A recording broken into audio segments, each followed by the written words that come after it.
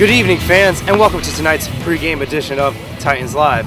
We are talking with Torrington pitching coach Miles Miller about the general status of the pitching staff. The team has suffered some pretty heart-wrenching injuries on both sides of the ball. You guys have lost Brian Busick and Dan Steers.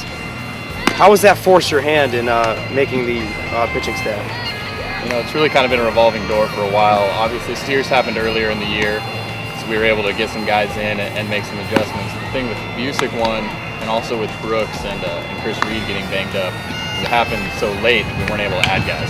So we kind of had to shuffle things around. Obviously, we moved Brandon Smith into the closer role last week.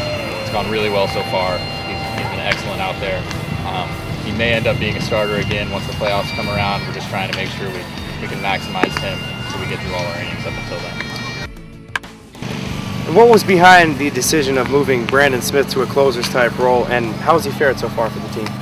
Well, originally the thought was that we were going to have Reed and Busick coming into the starting rotation to join Gallagher and Harry, and once we got to the playoffs, it would probably just be those four, with Brandon moving into the closer role, not because we feel that he's the fifth guy, but more because we just felt like his arm was best suited to be a closer and throw every day.